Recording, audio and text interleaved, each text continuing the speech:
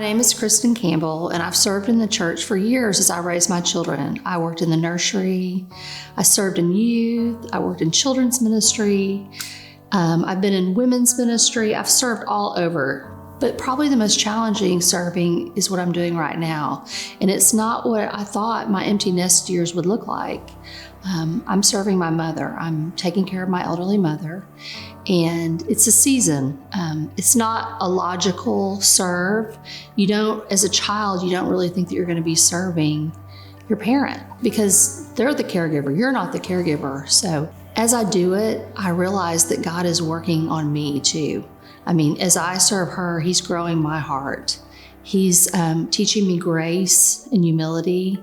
He's helping me overlook. He's helping me come to terms with things from my childhood that I want to come to terms with because it's an honor to serve her. The Bible tells us that we're to honor our parents and that our days in the land will be long, but sometimes it's not so easy to do that when they're being ornery or not cooperative. It's not easy to honor them. And so God is teaching me He's showing me what grace is by serving her.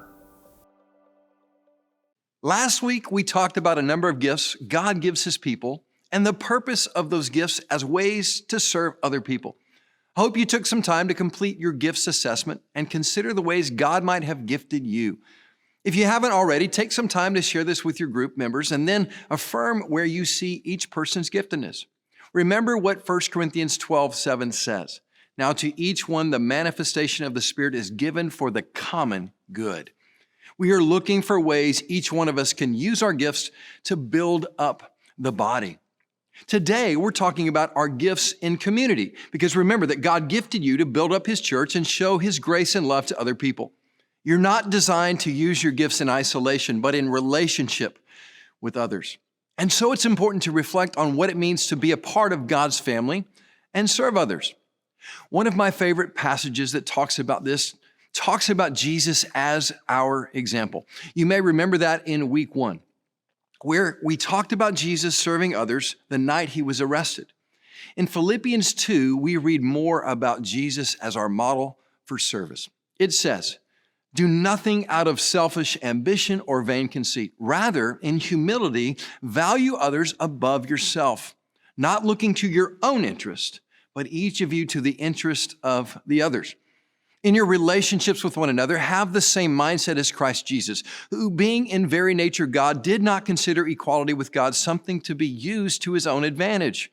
Rather, He made Himself nothing by taking the very nature of a servant, being made in human likeness, and being found in appearance as a man, He humbled Himself by becoming obedient to death, even death on a cross." There is so much we can talk about here. For one thing, we see that discovering our gifts in community involves humility. We can't serve others if we're competing with them or if we're arrogant about who we are. Instead, this passage reminds us to consider others' needs, others' gifts, and others' interests. Another interesting thing we read here is that service means stepping back from advantages, even the ones we think we're entitled to. Let's reread verses 5, 6, and 7. "In your relationships with one another, have the same mindset as Christ Jesus, who being in very nature God, did not consider equality with God something to be used to His own advantage. Rather, He made Himself nothing by taking the very nature of a servant, being made in human likeness." If anyone had the right to consider himself better than others, it would be Jesus. He was better than others. He was God in the flesh, but He didn't use that as a way to achieve His ends. He relied on love and service to others as the way to spread His message, not force or domination. The very nature of service is humility, and Jesus modeled that when He became a man. It's one thing to read this passage. It's much harder to live it out. Today, let's talk about some concrete ways we can value others and serve others in our community.